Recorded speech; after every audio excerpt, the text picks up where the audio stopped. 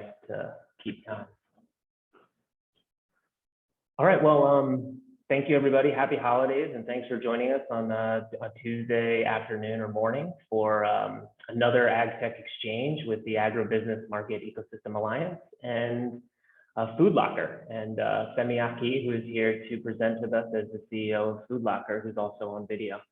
Just a few things. If you're not presenting, because I'm going to go off video, could you turn your video off just to make sure the bandwidth is saved for everyone else and consistent? And I'll go off video. Perfect. You can go to the next slide, Femi. Go ahead. Next slide.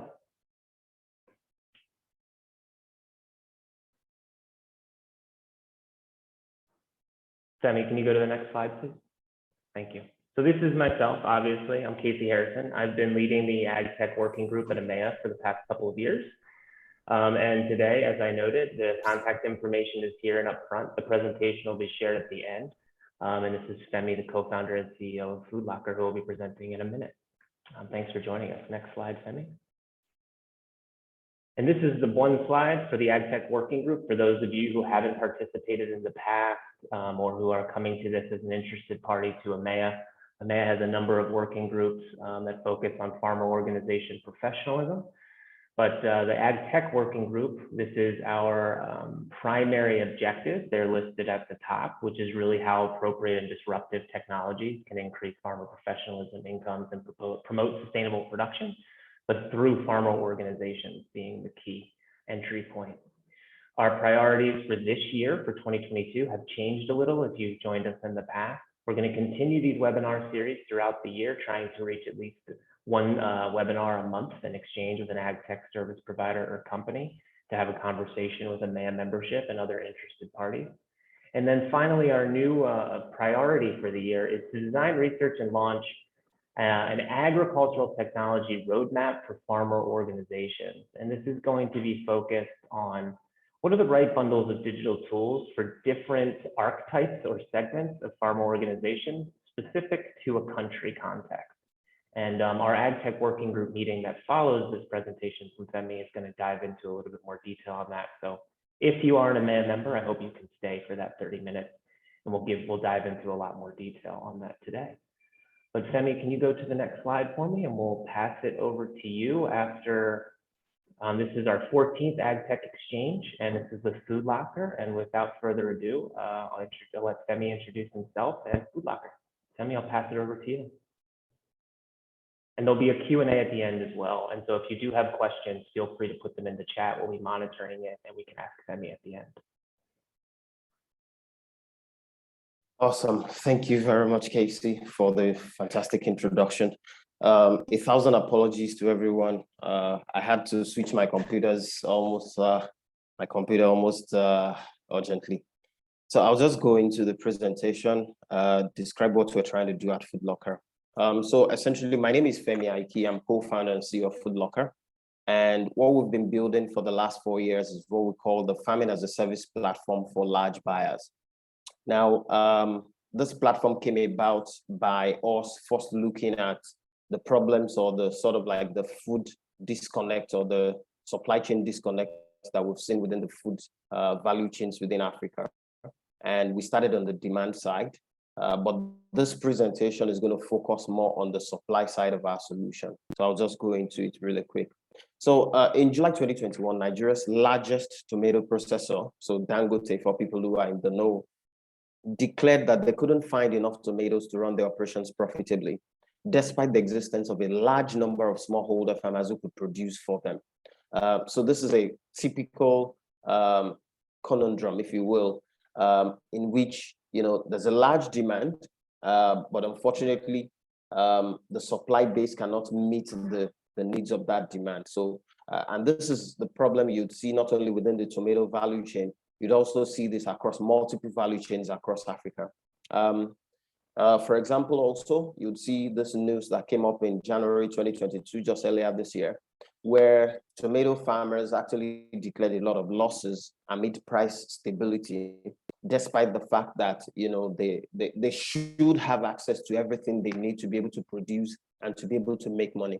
On the right-hand side, you're going to see whitefly. So this basically, whitefly is one of those pests that actually affects tomatoes a lot.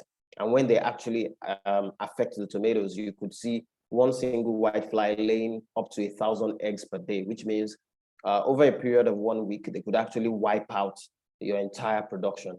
So these are some of the issues that we see with smallholder farmers within Africa. Like I said, the problem is not peculiar to tomatoes because over 250 million smallholder farmers across the African continent are actually struggling to access scientific production methods, input credit expertise, but also markets, such that they can support a $350 billion demand across the African continent. By the way, this demand base is actually projected to grow to about $1 trillion by 2030. So huge demand, huge population growth, but unfortunately, the production system over relies on smallholder farmers who don't have enough support to be able to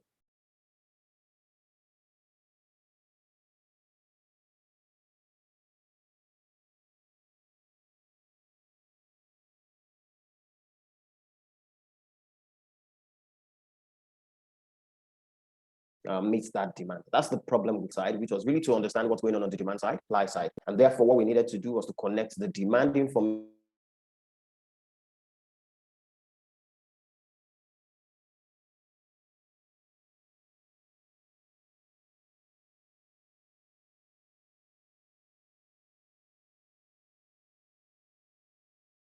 we had. And that's why I'm going to show you culture to meet the farm produce needs of those large buyers by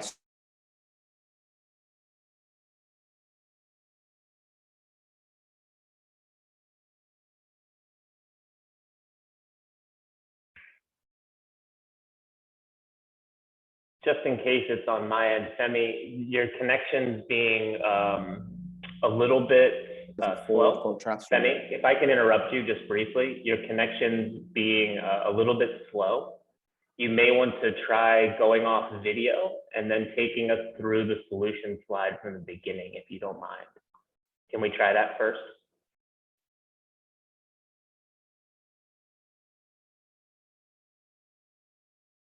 Oh, sorry, everyone. It appears as if Femi's connection dropped. So we'll just give him a moment to reconnect. And then we'll try to start from the solution slide again. So everybody just bears with us again. Apologies for any delays.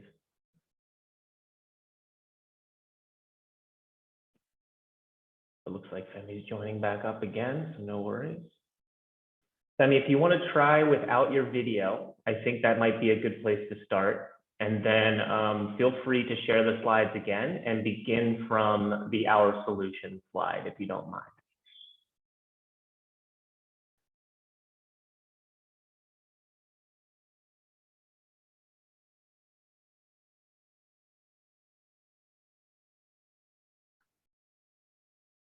Excellent. Yeah, you can just start there if your audio is working okay.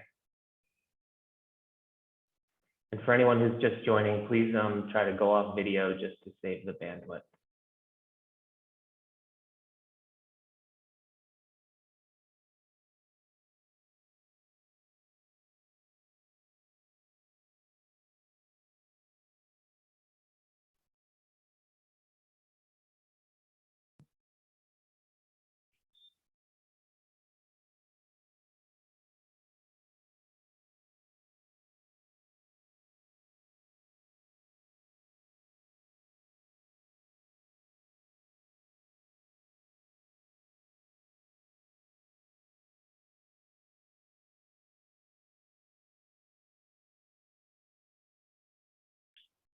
Femi, it appears we can't hear you now either.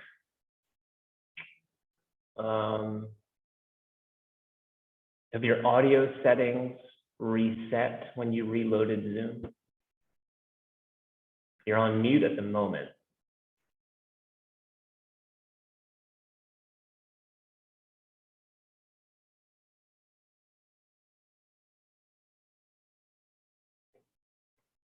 Okay.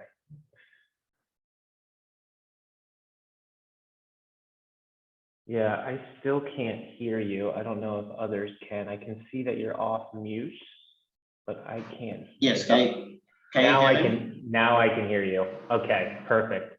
Let's try this one more time. If you want to go back to the, if you want me to share, would you like me to share the screen to see if that helps? Or you let me know how you want to proceed just in case. But we can hear you now, and if you want to go to the Our Solutions slide, here, let me share the screen for you. That let me drive the presentation. Maybe that will help with some of your bandwidth issues. Is that okay? Yeah, sure. Okay.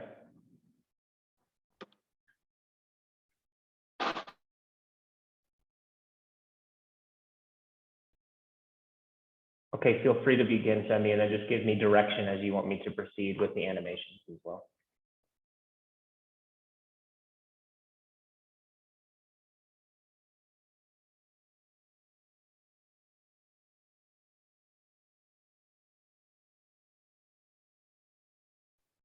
Femi, you're on mute at the moment. We use market access and precision agriculture to meet the farm produce needs of large buyers by supporting African smallholder farmers with access to input, credit, and expertise. We call it a farming as a service platform. Next slide, please. Yes, next.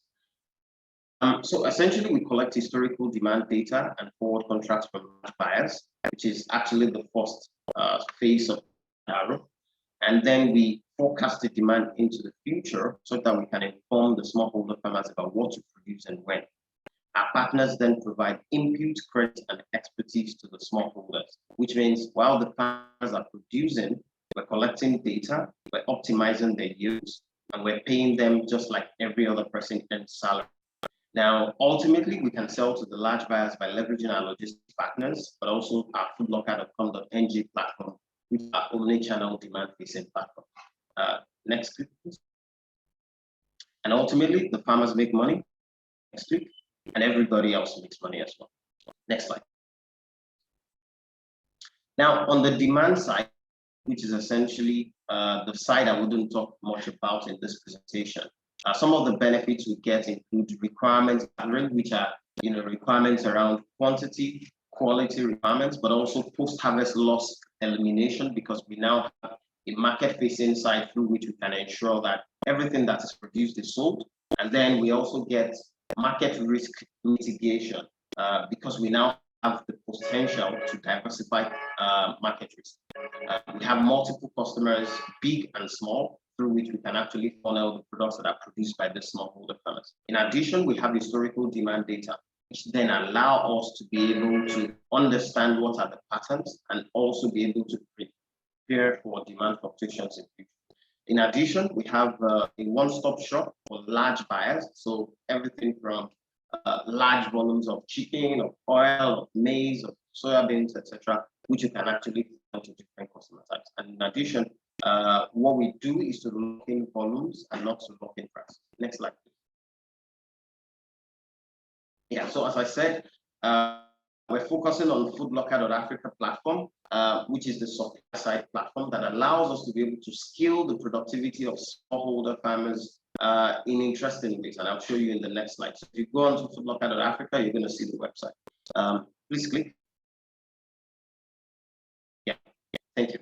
So essentially, the Foodlocker.Africa ecosystem is governed by an organization. So this is not just tech. So agriculture in Africa is not just, AgTech in Africa is not just about technology. It's about technology that is operationalized by an organization, but also operational components. So on this slide, you will see, for example, Foodlocker is seated there at the top, and then you have project managers who are like value chain experts. So you'd see, for example, a value chain expert in tomato production, in pepper production, or in maize production.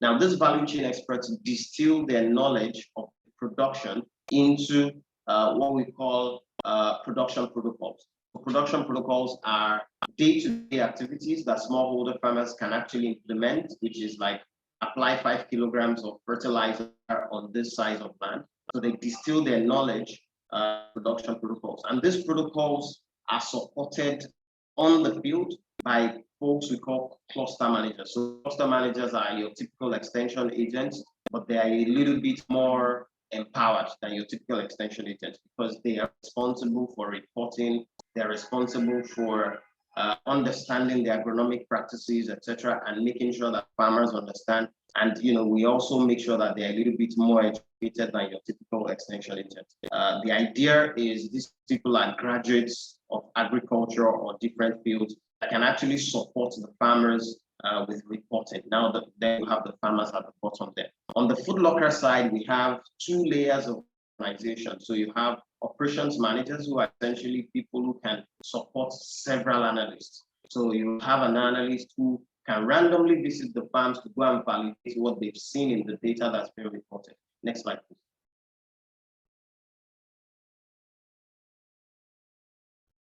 Okay, please click. So essentially, what you see on this slide actually shows what a production protocol looks like. This is a protocol, for example, for chicken production. And what you see is these are specific instructions that for you to be able to hit the optimal yields, you need to maintain your temperatures within this particular range. You need to have mortality of this particular number. You need to apply multivitamins of this quantity. Now, these protocols are then reported. So they are first taught to the smallholder farmers as well as the whole ecosystem of cluster managers and project managers. But the protocol, when the farmer is then deploying, they are reported either through IoT, through SMS, or through an offline mobile app that we recently deployed. Now, what this does is that we can now collect all of this data that then goes to a dedicated server, and that information is converted into input consumption, output growth, revenue profiles, and cost profiles that lenders can then generate their creditworthiness data from. What this means is that a typical poor, illiterate smallholder farmer in Africa has access to as much capital as anybody doing business on the continent because they now have data. Now, operational level data has been converted into financial data that banks can take decisions on. Next slide, please. Yeah, people often ask us that, so how are we sure that the data we're collecting is real? What about data integrity? Now, we have what we call a triangle of truth. This triangle of truth talks about the presence. So you can see on the left-hand side of your screen, the guy with the glasses there is essentially a cluster manager who's an extension agent. And then you see the farmer at the top. And then on the right-hand side, you see the logistics partner.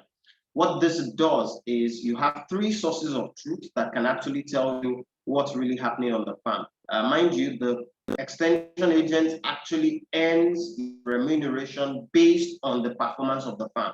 So he has an incentive in the success of that farm. In addition, the farmer also earns commissions based on the performance of his farm, in addition to the labor that it's paid for.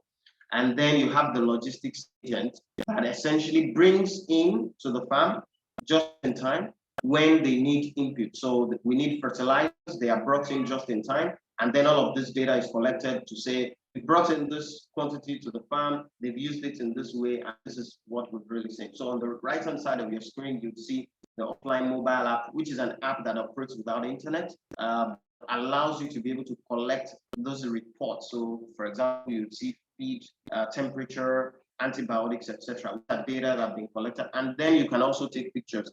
When you take these pictures, you can see they are GPS and time-stamped, which means that you can validate where the picture was taken from, when it was taken, and of course, you can also validate who took it because it's always identified with a particular extension agent's phone.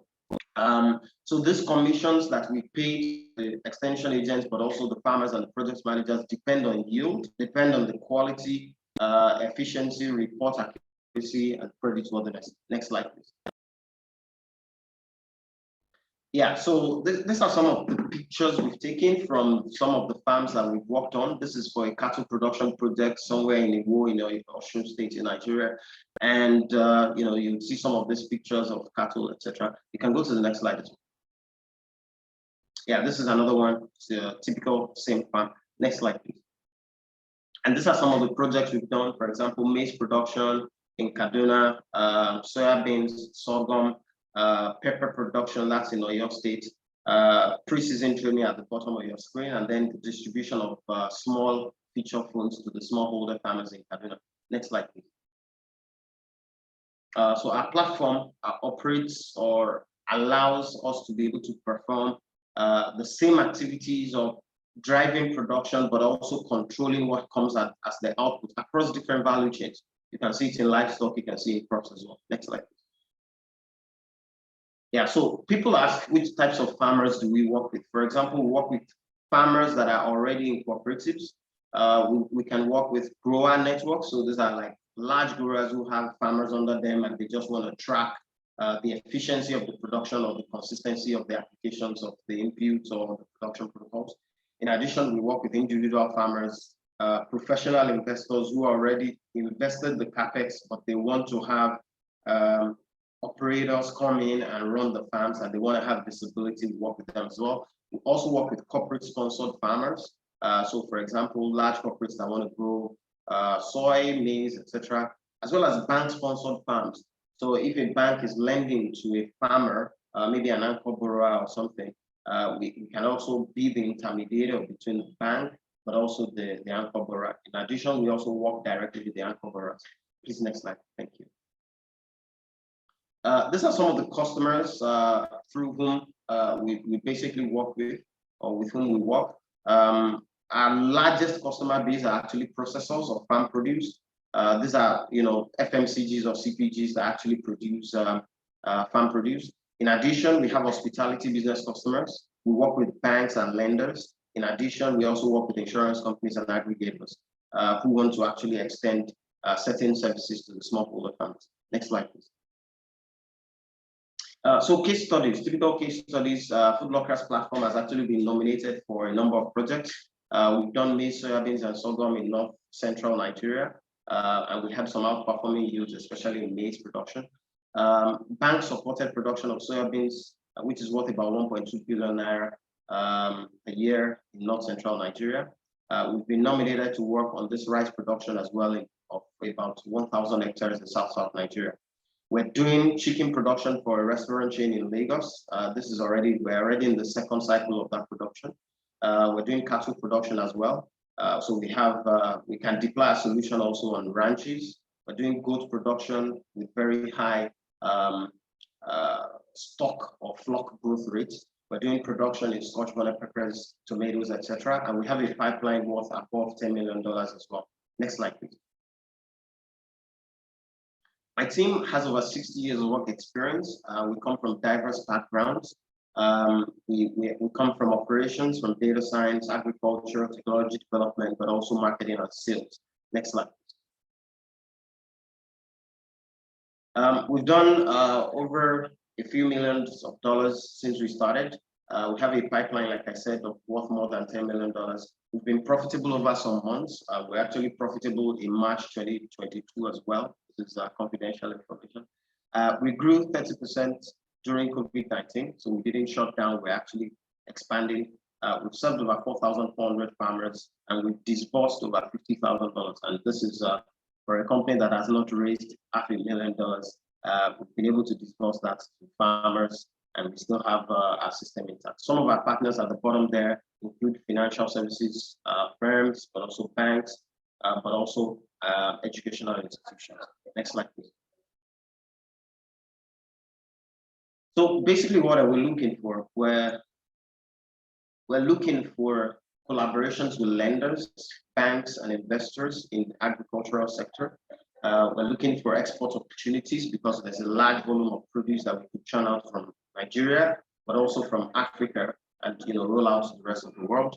We're looking for large buyers of commodities, cooperatives, and large grower networks and farmer networks who want to actually have access to a better, a faster, a quicker, but also a more efficient way of driving production. In addition, introductions to large processors. We already have some plans for internationalization, but we're super open for more. We need more access to be able to drive production, but also exports and imports. Also, we're looking at large retail chains with interest in their African grown produce. For example, a retailer like Aldi is going to be super interesting for us because of the kind of products they carry.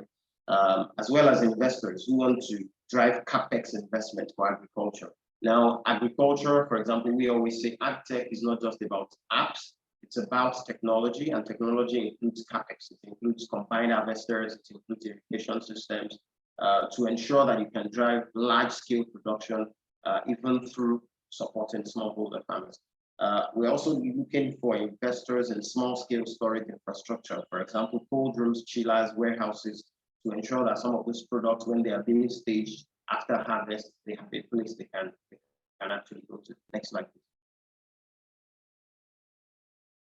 At the right-hand side of your screen, you see a solar system. So this is on a farm, in your state, and this farm actually has a ranch on it. It has chicken production, it has goats, and it also has egg production as well on the same farm.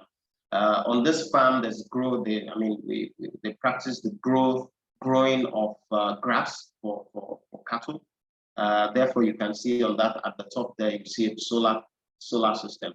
This is actually one of the interesting things for a farmer or a smallholder farmer who probably have been living in a rural area, where they can now have the opportunity to have access to sustainable energy because of the production that is taking place in that production area. This picture was taken immediately after the stocking happened. In addition, our platform allows us to run a circular economy system where we actually can drive a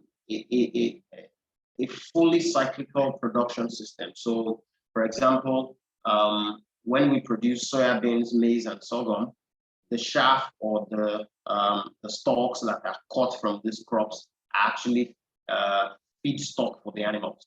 And in addition, you have the dung that comes from the animals being potential manure for the crops, which then allows us to be able to run efficiently. So imagine you run 100 hectares of maize, soybeans, and sorghum, and you can actually feed that after harvest to the livestock. This is it's a very interesting way of being able to hack the feedstock or the cost of feeding of the livestock as well. And we do this on some of the farms that we work. Next slide. So ladies and gentlemen, the solution we have provided is a solution that allows us to be able to hyperscale productivity of smallholder farmers, such that a farmer in Africa could be as productive and as prosperous as a tech-enabled farmer in the best countries in the world. Thank you very much for listening.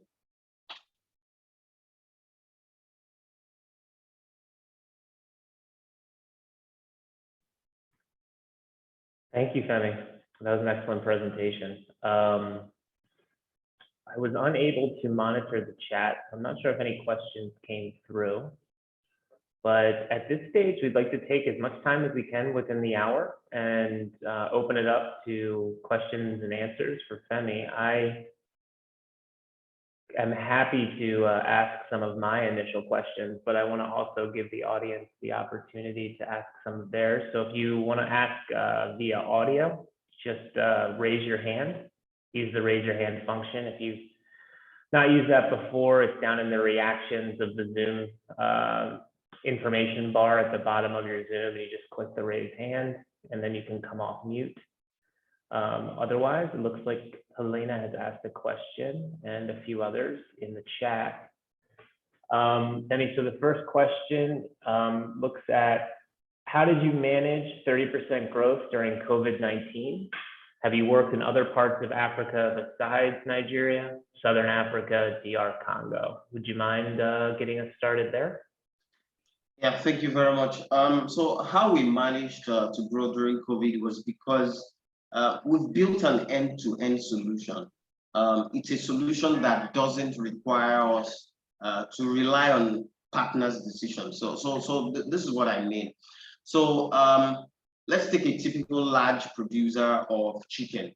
If you're a large producer of chicken and you're selling to a large restaurant chain in Africa, when COVID-19 struck, majority of those large buyers actually shut down their operations. So restaurants closed down.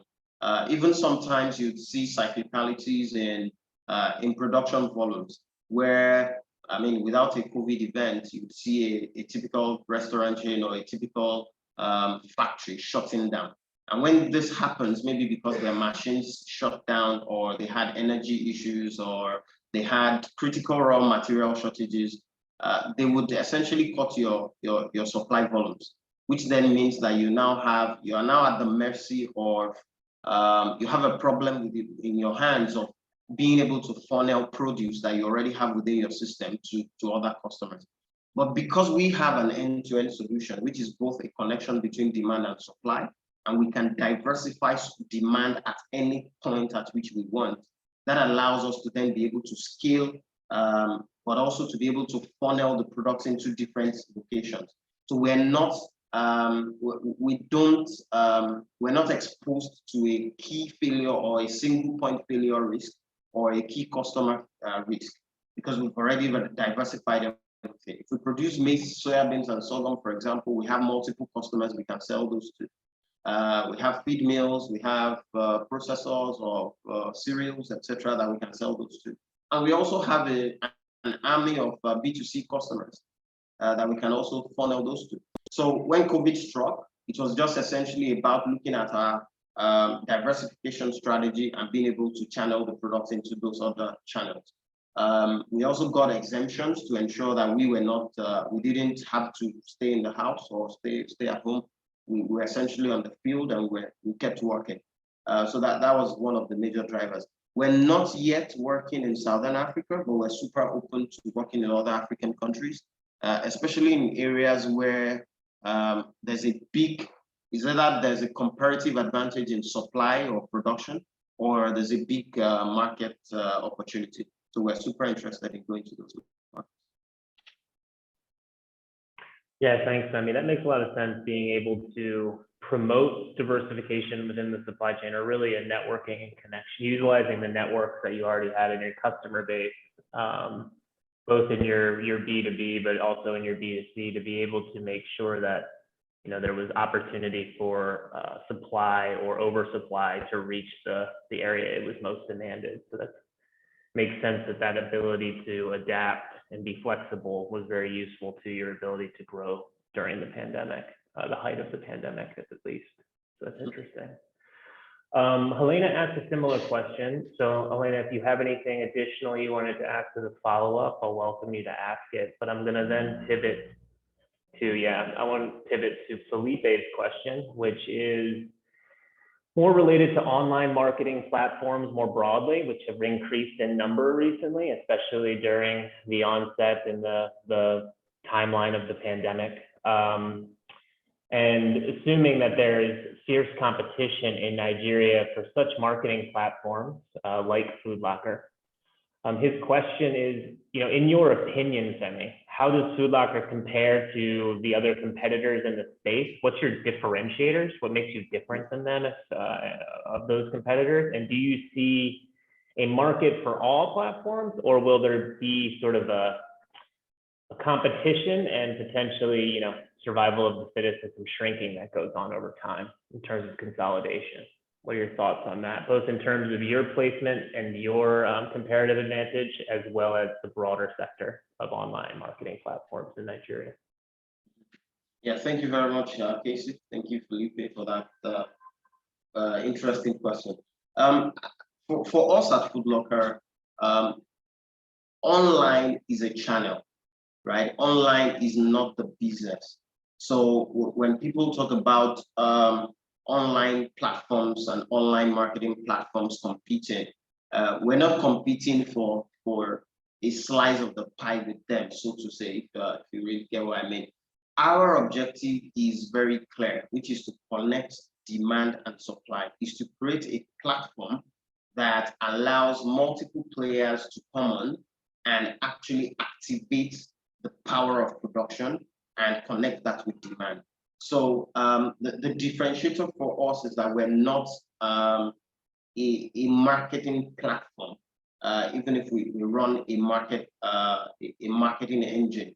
We're essentially that connection between demand and supply, using data and using leveraging all the partnerships that exist within the ecosystem. So we're concerned about everything that has to do with production, quantity, and quality. We're not caught unawares such that we're just waiting at the end of the chain for whatever it is that comes through the pipeline. We're actually driving and actively influencing what is produced. One of our key differentiators is that we have a demand forecasting algorithm. So we approach the customers first. So we're front loading understanding of demand. And because we're doing this, we understand the demand before the demand is even needed. So which means that every single grain of crop or every single kilogram of livestock that comes through our system already has a buyer. So we're essentially not competing for sales. We're actually producing for people who have already sort of paid for the products that are coming through the pipeline. This puts us in a unique position. If you look, for example, some of the consequences of this approach are that we have some of the best prices in the country. Some of the consequences are some of the fact that we're a very lean company. We're not spending $1 million in budget on marketing because we've already nailed the demand side before we even drove production.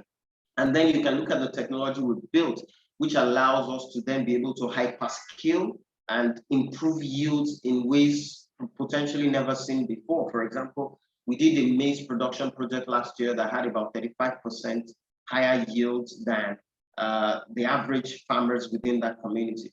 We're currently doing livestock like goats right now, and we had an increase in flock size of over 300% within a very short period of time. It's because we're hyper optimizing the supply side, and all of this already have buyers. So what we've done has been to start with the demand and then work it backwards, rather than be a demand company that just accepts whatever it is that comes to its platform. So we're not a marketplace. We're not an e-commerce company. For us, e-commerce is a channel. It's not the business. You see what I mean? No, that makes a lot of sense. I mean, it's interesting. I'm trying to find the right word. I think in some respects, what you're describing, Femi, is a more modern middleman in the supply chain in some respects, right? With the utilizing data analytics and technology to drive greater trust, transparency, and efficiency in the supply chain between historically disparate actors, or those who were, the smallholder farmer or the medium-sized farmer in northern Nigeria or some other remote rural area, and a large retailer in Lagos, or even an international grocery store chain, like you had mentioned with your aspirations for some of the export quality produce.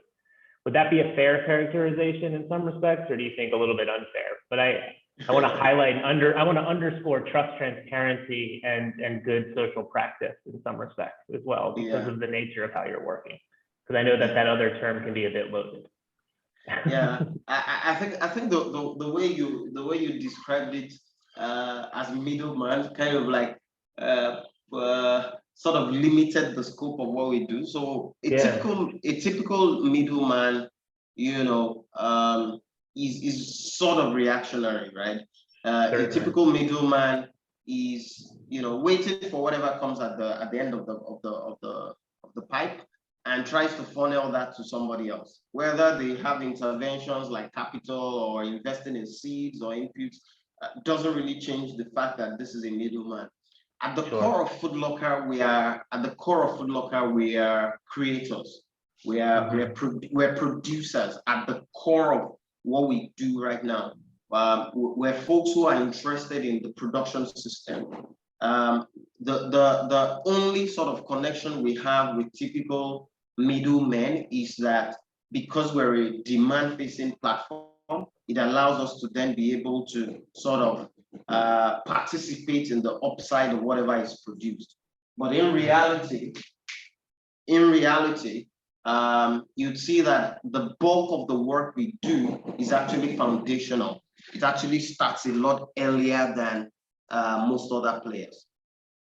No, that makes a lot of sense. And I certainly wasn't trying to undersell all the agronomic extension support you provide and a number of other factors. I'm just trying to find a very simple way to understand where you're gaining efficiency in a supply chain that has historically been very inefficient. And I think that you highlighted again a number of those areas very well. We got some more questions coming in, so I want to get to them. And I also want to ask you some questions. Looks like one just came in from Sahid as well, regarding these cluster managers and who they are and how they're ideal. I know we had talked about that before, but before we get to that question, Farzad from Scope Insight asked a straightforward question about sort of technology infrastructure limitations. Where in areas where you work or where farmers are that you are working with, where there's limited access to internet or smartphone, digital literacy, computers, etc., where other infrastructure might be a limitation like power. How do you overcome those limiting factors as Foodlocker? How does your business model or your operational strategy overcome those limiting factors in Nigeria or in other places as you're looking to scale? Yeah, thank you very much for that question, Farzad. So basically, one of the things we did when we started was we designed the system to actually work with the typical smallholder farmer in a rural area. So for example, you can always send a report through our platform using text message, right? The same report, so basically, you know, in the majority of the rural areas where we work, you would always have some kind of GSM network. You probably don't have internet access, but you have GSM network. As long as you have GSM, our system can work, right? And it's always as simple as sending a text message. And the extension agents, etc., are already trained on how to send this report. In addition, we have our mobile app does not require internet, like I've mentioned it earlier, at least on the farms, right? So this is an offline mobile app that essentially works. You would see a typical interface, but you don't need internet to use it. It works with you know, typical GPS data. It can collect basic GPS location, it can collect timestamp location, and then you can enter what's really happening on the farm on that offline mobile app.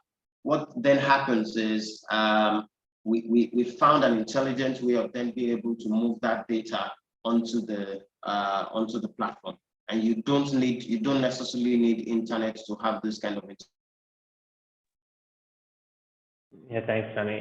Before I go on, I want to get 2 or 3 more questions in with the last 10 minutes. Did you want to respond to Sahid at all?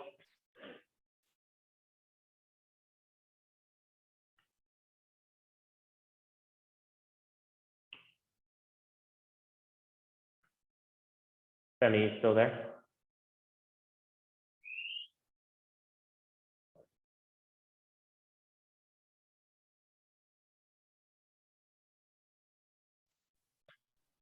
Oh no. Sunny, are you still there? Yeah, so sorry, I'm back now. No worries. Did you want to? I wanted to ask you if you wanted to respond to Sahid at all, and then also I have a few more questions before we finish out the hour.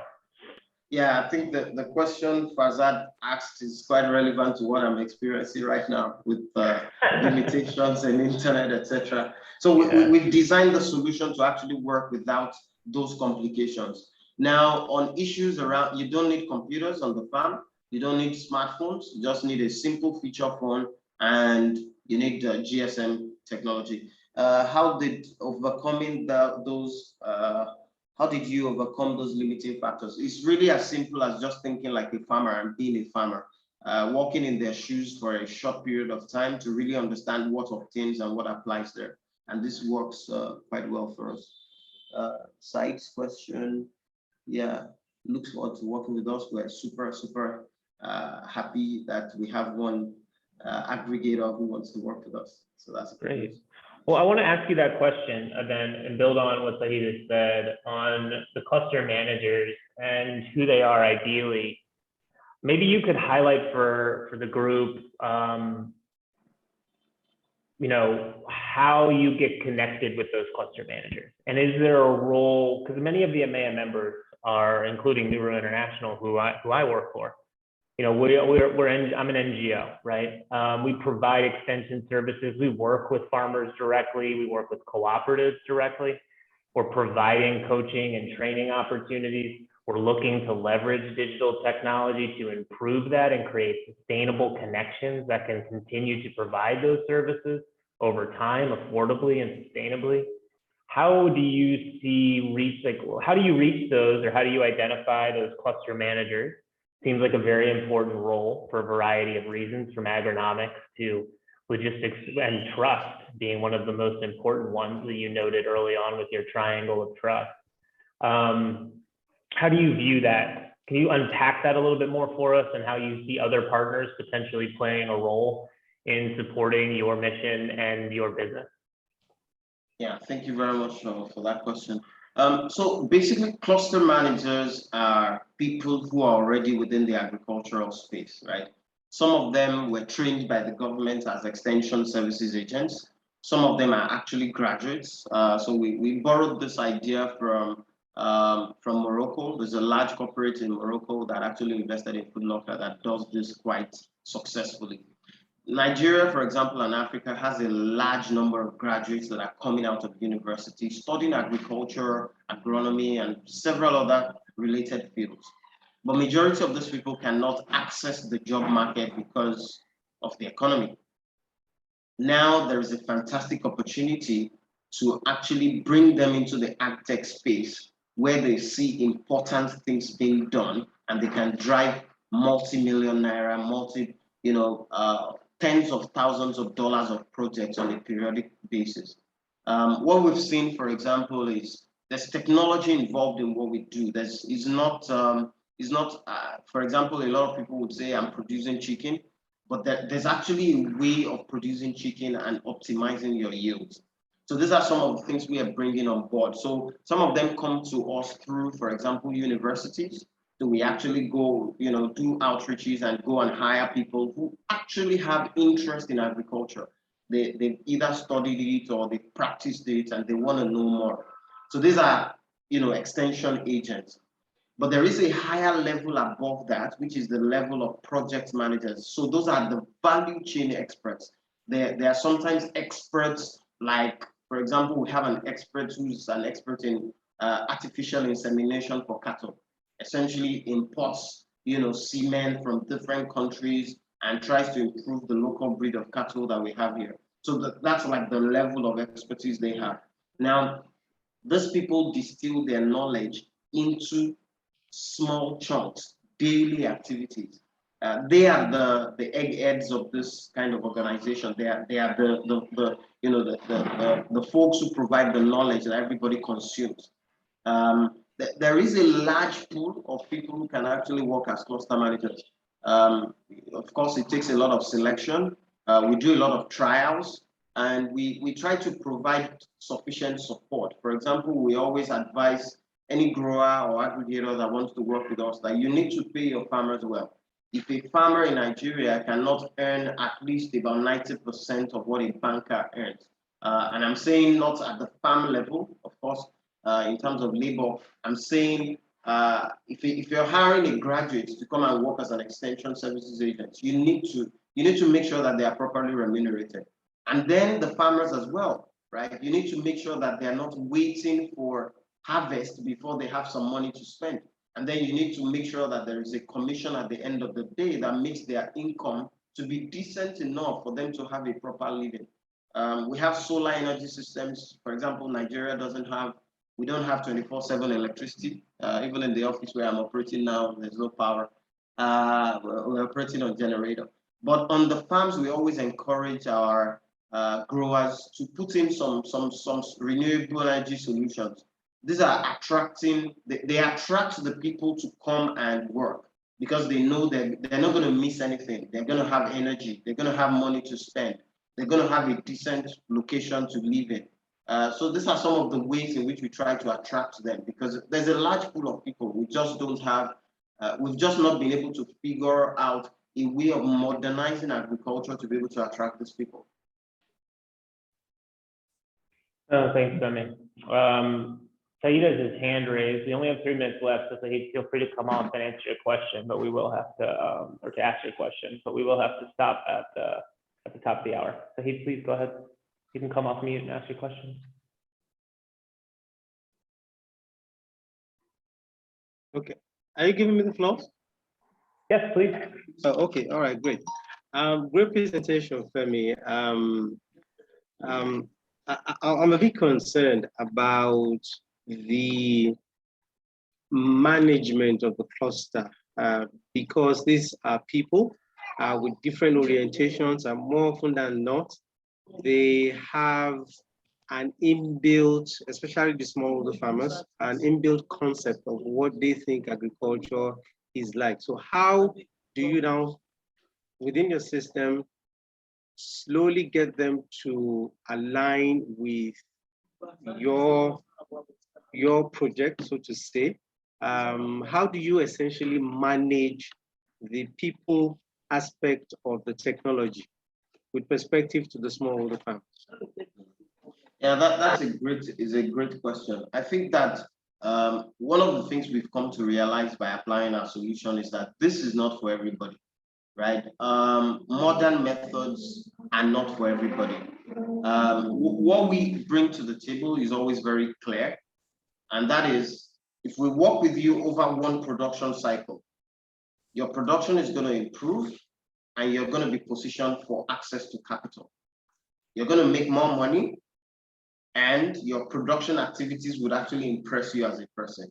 Now, you can choose to go that path, or you can choose to stick with what you've always done, right?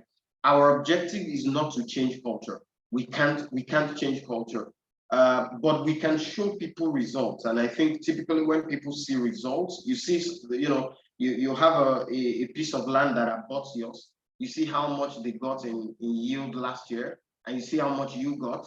You probably want to ask them a question and say, what did you do differently from me? That is what we are about, right?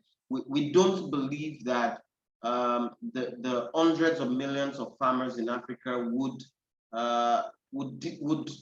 bite this immediately, but we believe that the results we see on a periodic basis are attractive enough. Now, in terms of education, we actually provide pre-season training. So where each farmer actually learns what they need to do, they get put in groups, they get to see how to use modern equipment, etc. But given how historically that industry has evolved, we don't believe that this is for every farmer. This is a new way that is not intrusive and that would not disturb you, but that would improve your outcomes over time. But we will not force you to adopt it. We would try to teach you or try to show you, but it's not, everybody's going to come on board step by step or one at a time. All right, thank you, Femi. Yeah, thanks, Femi. I mean, that's a great point, and we're going to finish up here in just a minute. But as you noted, I mean, as a business, it's not for everyone, your service. But what do we, I mean, there's an effort in behavior change that's required in all things, especially as these new global threats continue to compound over time, leaving people behind, making things insecure, unstable, making it harder to continue to reach the places you're already reaching. So security of supply becomes an issue. So not that it's Foodlocker's responsibility to solve all those world problems, but as a collective and a group of a network of organizations, or as a collective society, we have sort of a responsibility to figure out how to address some of those challenges. That's a different conversation, but it's one I'd love to hear more of your thoughts on at another time. Thinking beyond just Foodlocker and thinking more broadly about the agricultural sector writ large in Nigeria and also in other countries. But it's an interesting point, and it's a fair point, especially from your business perspective. But I think also more broadly, we have to consider the implications of what that means long term if we just ignore groups that aren't ready to change. And not that we're trying to change people or force them to follow a way of life that's not consistent with their identity, but finding a pathway to behavior change that is consistent with their identity. But I'll pause there. I'm sure you have some thoughts on that. I'll let you have the last minute to close us out, Femi. Thank you so much, and thanks everybody for joining. If there's any follow-up, Femi shared his email address in the chat as well as in the slides. This will be shared after, and there will be a survey at the end. So if you have more questions for Femi and Foodlocker, you'll have ample opportunities to ask them. Also, I know Femi's open to being connected directly if you're interested. So Femi, if you'd like to take the floor and close us out, we can then pivot to the working group meeting for the AMEA network. So Femi, please. Yeah, thank you very much. I think I should just appreciate Casey, appreciate Felipe and the AMEA network for welcoming us to even speak with their people and giving us this platform to talk about the Foodlocker mission. We're really grateful and we look forward to more collaboration with the entire ecosystem. Thank you very much.